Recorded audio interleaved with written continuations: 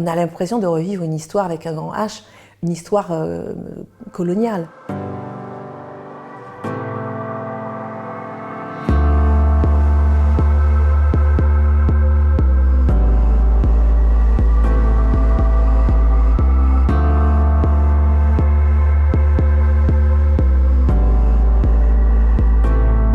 Le Bumidum a été un moment de bonheur et de malheur pour certains. On leur avait dit, vous partez, vous allez avoir un travail, mais on leur a pas dit quoi.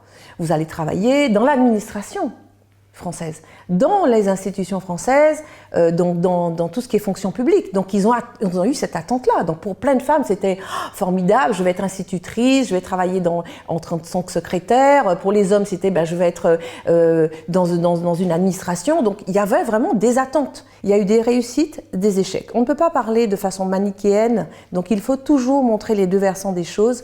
Il y a eu effectivement des gens qui, s'ils n'étaient pas partis, n'auraient pas réussi leur vie, n'auraient pas trouvé du travail, n'auraient pas trouvé d'emploi.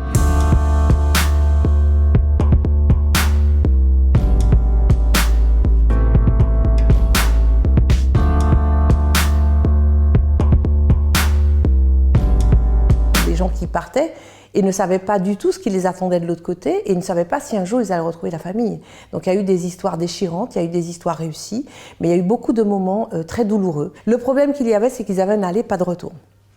Donc cet aller sans retour a fait que ça a coupé certains des Outre-mer et n'ont pas pu revenir ou n'ont pas eu la chance de pouvoir ramener les enfants, ramener les jeunes. Mais il y avait une possibilité d'avoir des billets d'avion, ce qu'on appelait les congés bonifiés, tous les 5 ans. Donc certains rentraient tous les 5 ans avec la famille, les enfants et tout, en vacances, et devaient revenir travailler ici.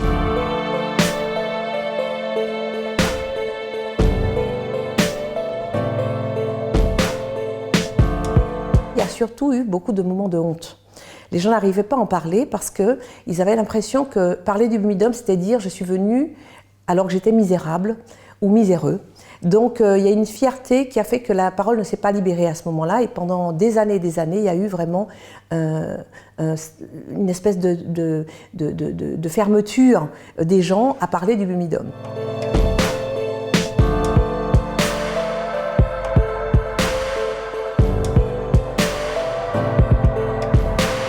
Arriver ici, ce choc pour ces gens, ça a été vraiment d'abord un choc culturel.